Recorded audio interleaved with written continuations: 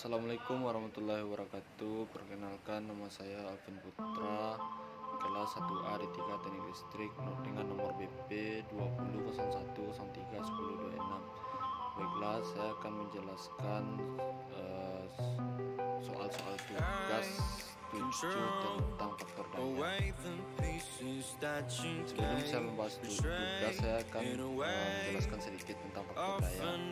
Faktor daya listrik adalah nilai perbandingan antara daya reaktif dengan daya nyata.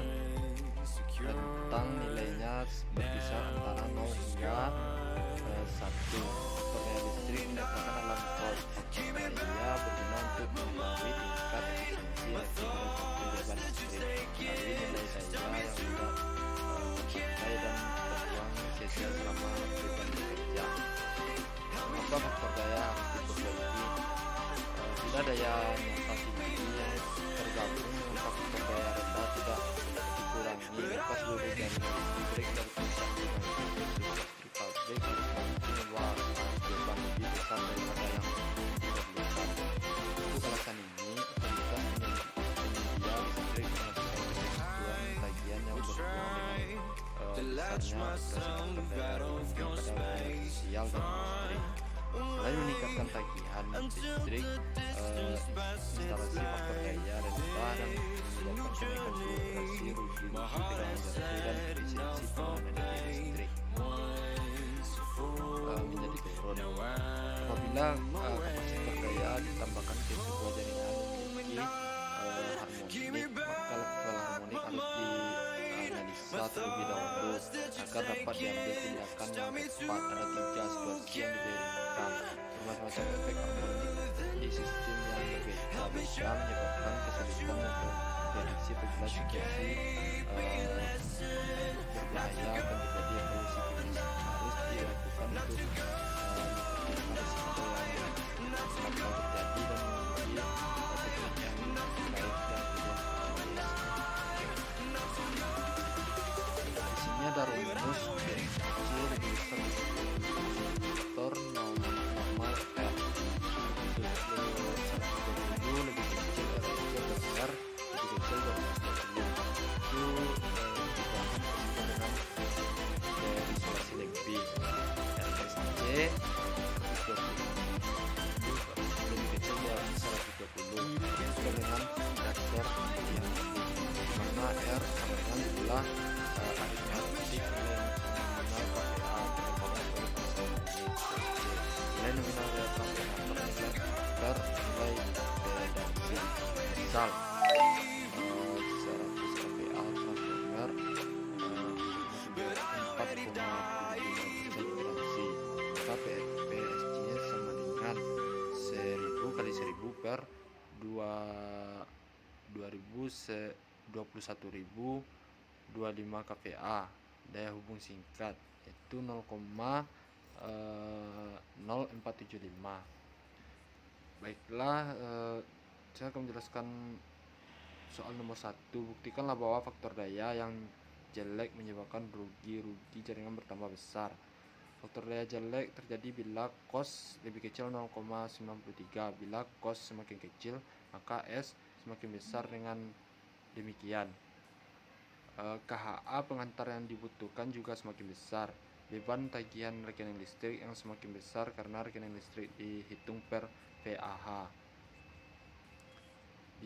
Bila diketahui bahwa daya nominal trafo 500 kPa, tegangan hubung singkat 4%, total daya yang diserahkan 50 kPa. Teruntukkan 1. Daya hubung singkat PSC. 2.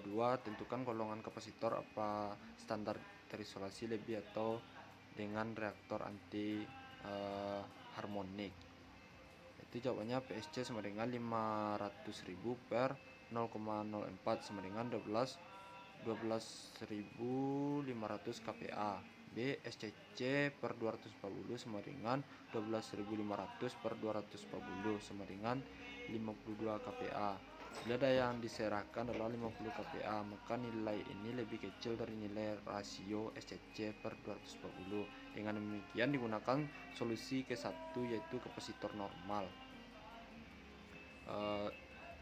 Masuk soal nomor 3. Bila diketahui bahwa daya nominal trafo 1000 kPa, tegangan hubung singkat 4%, total daya yang diserahkan 150 kPa. Tentukan 1. Daya hubung singkat PSC. 2. Tentukan golongan kapasitor, apakah standar, terisolasi, lebih atau dengan reaktor anti harmonik. Itu jawabannya PSC sama dengan 1 juta per 0,04 sama dengan 25.000 kPa. Yang B, SCC per 240 sama dengan 25.000 per 240 sama dengan 10 kPa. SCC per 120 sama dengan 25.000 per 120 sama dengan 208 kPa. Bila daya yang diserahkan adalah 150 kPa, maka nilai berada di antara nilai rasio SCC per 240 dan SCC 110. Dengan demikian digunakan solusi kedua, yaitu kapasitor terisolasi. Nomor 4. Bila diketahui bahwa daya nominal trafo 630 kPa, tegangan hubung singkat 4%, total daya yang diserahkan 200 kPa. Tentukan 1. Daya hubung singkat PSC. 2. Tentukan golongan kapasitor, apakah standar, terisolasi, lebih atau dengan reaktor anti harmonik. Itu jawabannya